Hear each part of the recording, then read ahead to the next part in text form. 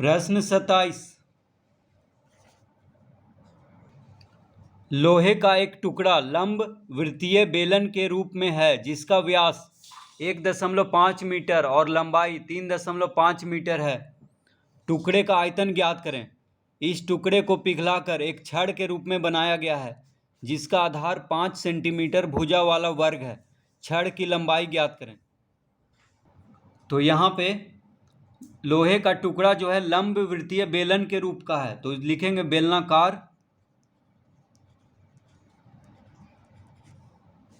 बेलनाकार लोहे का टुकड़ा बेलनाकार लोहे का टुकड़ा की ऊंचाई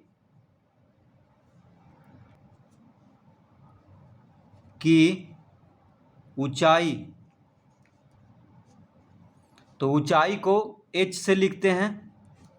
तो h बराबर है 3.5 मीटर।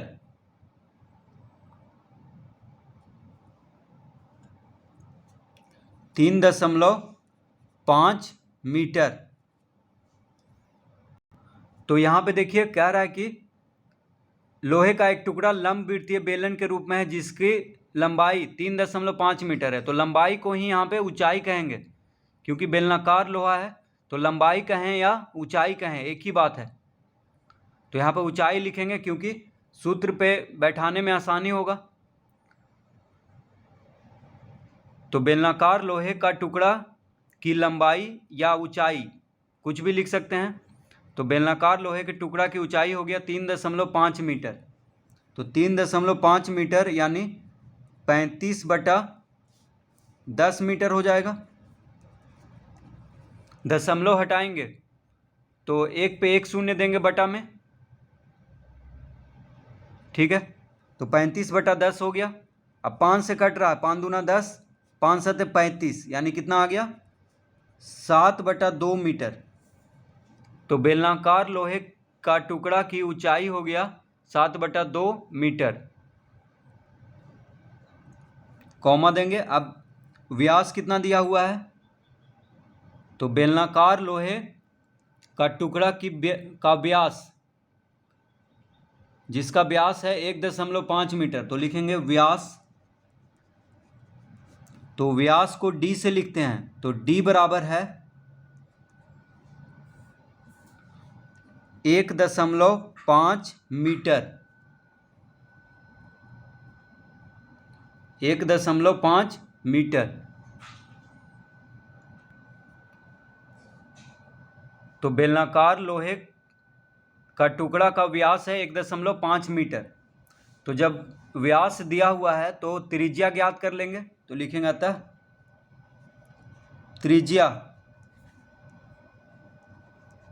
त्रिज्या को r से लिखते हैं।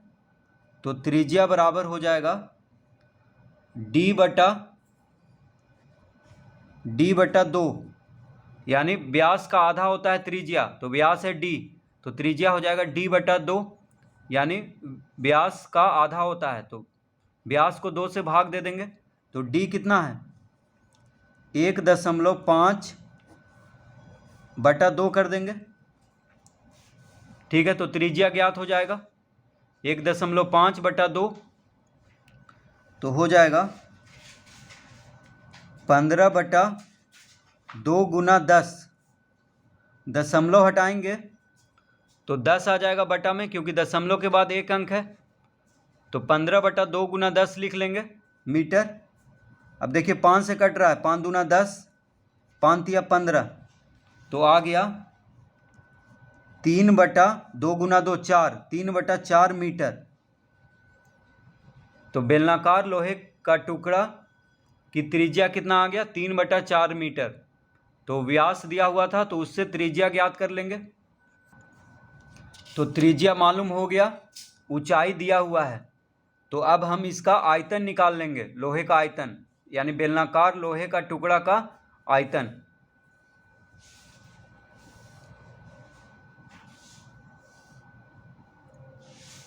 तो यहां पे लिखेंगे अतः लोहे का आयतन, तो बेलन का आयतन का सूत्र होता है पाई आर स्क्वायर एच। ये होता है बेलन का आयतन का सूत्र। तो लोहा बेलन के रूप में है, बेलनाकार है, तो उसका सूत्र लगा देंगे पाई आर स्क्वायर एच। तो पाई आर स्क्वायर एच यानी पाई का मान होता है 22/7 गुना आर कितना है, आर हम लाए हैं 3/4, तो यहाँ पे लिखेंगे 3/4 आर स्क्वायर है यानी इसका वर्ग कर देंगे गुना एच। एच कितना है 7/2। देखिए पाई का मान होता है 22/7, आर यानी त्रिज्या है 3/4 मीटर, एच यानी ऊंचाई है 7/2 यानी लंबाई। ठीक है, ऊंचाई या लंबाई बेलन में एक ही बात है, कुछ भी कह सकते हैं। तो ऊंचाई कितना है 7/2 मीटर। तो इस तरह से सूत्र पे इसको बैठा देंगे। अब यहाँ पे हम लिखेंगे 22/7 गुना 3/4 गुना 3/4 गुना 7/2। 3/4 वर्ग है तो इसको 2 बार गुना कर लेंगे। 7 से 7 कट गया, 11 दूना 22, 2 से 22 काट देंगे 11 बार में, तो यहाँ पे आ गया है 11 तिया 33, 33 तिया 99। देखिए 3 तिहाई 9, 11 नंबर 99 यानी 99/4 चौक 16, 99/16 घन मीटर हो जाएगा। सब मीटर में है तो आयतन हमेशा घन में होता है, तो घन मीटर लिखेंगे यानी 99/16 घन मीटर। तो 99 को जब 16 से भाग देंगे तो 16 छक 96, 96 3 99 होता है, तो 3 हो जाएगा शेषफल, और 16 को यहाँ पे लिख देंगे यानी 6.3/16 घन मीटर। तो 99 को जब 16 से भाग देंगे तो आ जाएगा 6.3/16 घन मीटर। तो पहले तो यही पूछ रहा था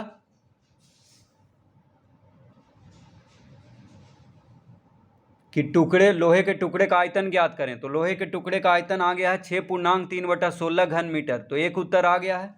अब कह रहा है कि लोहे के टुकड़े को पिघला करके एक छड़ के रूप में बनाया गया है, तो उस छड़ की लंबाई अब पूछ रहा है। तो आयतन ज्ञात हो गया है, तो अब हम यहाँ पे लिखेंगे आयताकार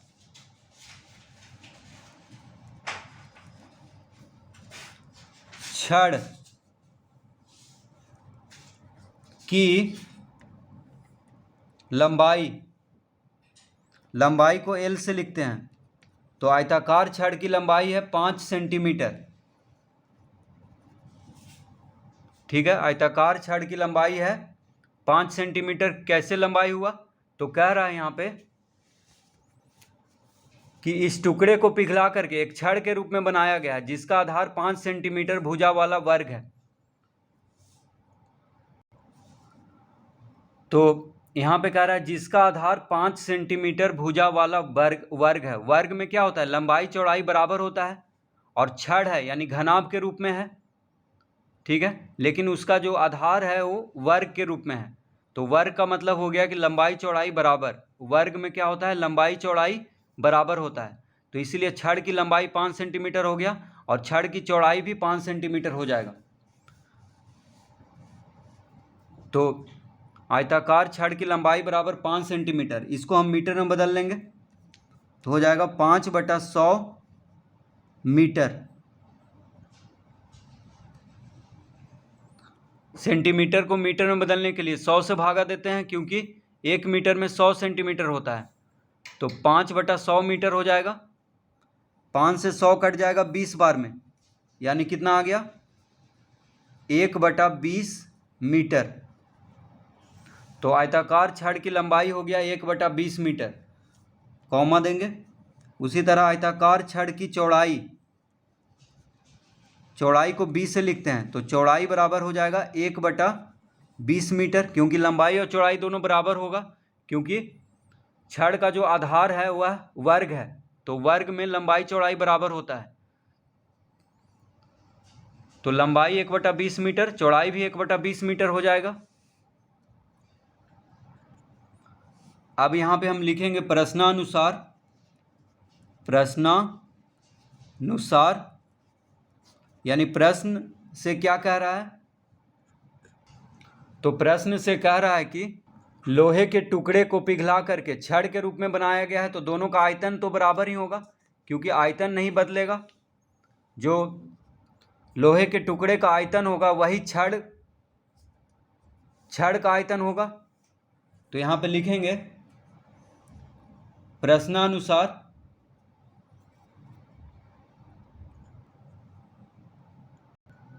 लिखेंगे घनाभाकार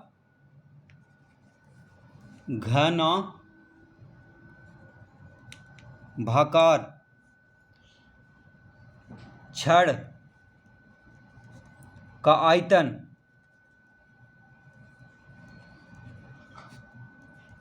घनाभाकार छड़ का आयतन बराबर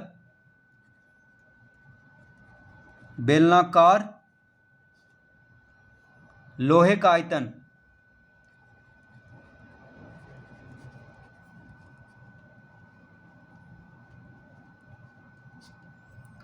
तो घनाभाकार छड़ का आयतन बराबर हो जाएगा बेलनाकार लोहे का आयतन, क्योंकि आयतन नहीं बदलेगा, क्योंकि पिघला करके उसको बनाया गया है।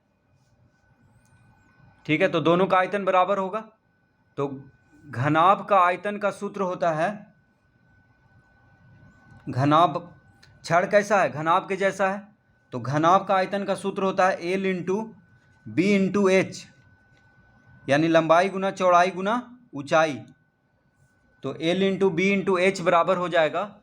अब देखिए बेलनाकार लोहे का आयतन हम निकाल चुके हैं ऊपर में, 6.3/16 घन मीटर, यानी 99/16 घन मीटर, ये हम निकाल चुके थे ऊपर में। ठीक है, तो बेलनाकार लोहे का आयतन है 99/16 घन मीटर, यानी लोहे के टुकड़े का आयतन कितना लाए थे, 99/16 घन मीटर। तो दोनों का आयतन बराबर है, यानी L into B into H बराबर 99/16 घन मीटर लिख लेंगे। अब यहाँ पे L कितना है, तो छड़ का लंबाई, L मतलब लंबाई, B मतलब चौड़ाई, लंबाई और चौड़ाई तो बराबर है दोनों का, दोनों बराबर है लंबाई चौड़ाई, क्योंकि आधार वर्ग है छड़ का। तो लंबाई निकाले थे 1/20 मीटर और चौड़ाई भी है 1/20। H यानी ऊंचाई हमको निकालना है, यानी लंबाई, छड़ की लंबाई निकालना है। तो लंबाई कहें या ऊंचाई कहें एक ही बात है, तो H निकालना है। छड़ की लंबाई, तो छड़ की लंबाई H, यहाँ पे H से हो रहा है, लंबाई या ऊंचाई कुछ भी लिख सकते हैं। तो H निकालना है, लंबाई चौड़ाई दिया हुआ है, ठीक है, छड़ का, और ऊंचाई निकालना है यहाँ पे। तो आधार का, छड़ का आधार का लंबाई और चौड़ाई दिया हुआ है, लेकिन छड़ की लंबाई नहीं दिया हुआ है, उसको निकालना है। तो 1/20 गुना 1/20 गुना H बराबर 99/16 घन मीटर, इस तरह लिख लेंगे। अब तिरछा गुना करेंगे तो हो जाएगा 16H बराबर 99 गुना 20 गुना 20, इस तरह लिख लेंगे। तिरछा गुना करेंगे 16 और H को गुना करेंगे 16H, और 99 गुना 20 लिख लेंगे इस तरह से।